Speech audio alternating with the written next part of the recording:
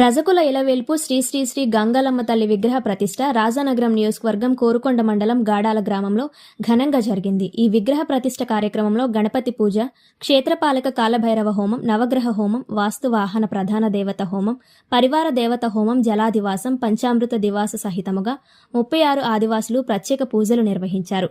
ఈ విగ్రహ ప్రతిష్ఠ కొండపల్లి దుర్గారావు, ఆలయ కమిటీ సభ్యులు, గ్రామస్తుల సహాయ సహకారాలు, భక్తుల సహాయ సహకారాలతో ఈ ఆలయం నిర్వహించడం జరిగిందని ఆలయ కమిటీ కొండపల్లి దుర్గారావు తెలియజేశారు. ఈ కార్యక్రమానికి ముఖ్య అతిథిగా మాజీ మంత్రివర్యులు చెల్లుబోయిన వేణుగోపాల్, మాజీ ఎమ్మెల్యే జక్కంపూడి రాజా, జక్కంపూడి విజయలక్ష్మి తదితర ప్రజాప్రతినిధులు, గ్రామస్తులు, భక్తులు పాల్గొన్నారు. విగ్రహ ప్రతిష్ఠ అనంతరం గొప్ప అన్నదాన కార్యక్రమం జరిగింది. గాడాల గ్రామంలో గంగాలమ్మ తల్లి అమ్మవారి యొక్క విగ్రహ ప్రతిష్ట అలాగే నూతన ఆలయాన్ని ప్రారంభించుకోవడం జరిగింది.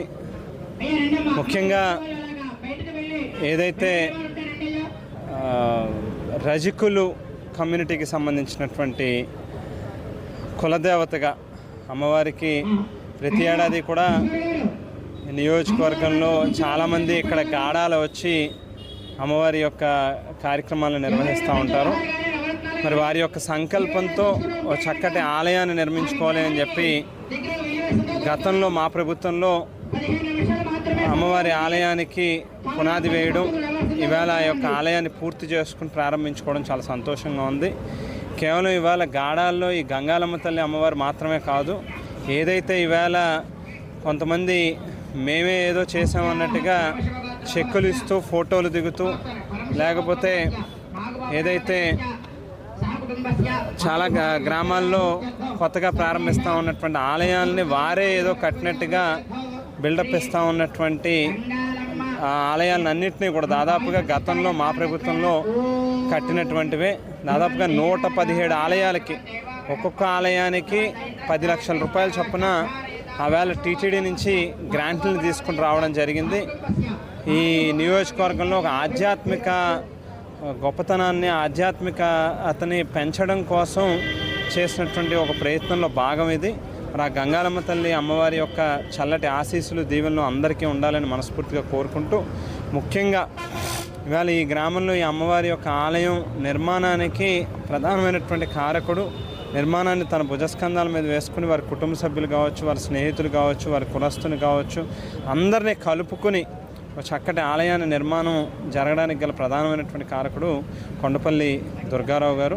మరి వారి కుటుంబానికి కూడా అన్ని రకాలుగా అమ్మవారి యొక్క చల్లటి ఆశీస్సులు, దీవెనలు ఉండాలని, ఆయురారోగ్యాలు, నిండు నూరేళ్ళు ఇవ్వాలి అని చెప్పి భగవంతుడిని, అమ్మవారిని, గంగాలమ్మ తల్లిని కోరుకుంటూ సెలవు తీసుకుంటాం.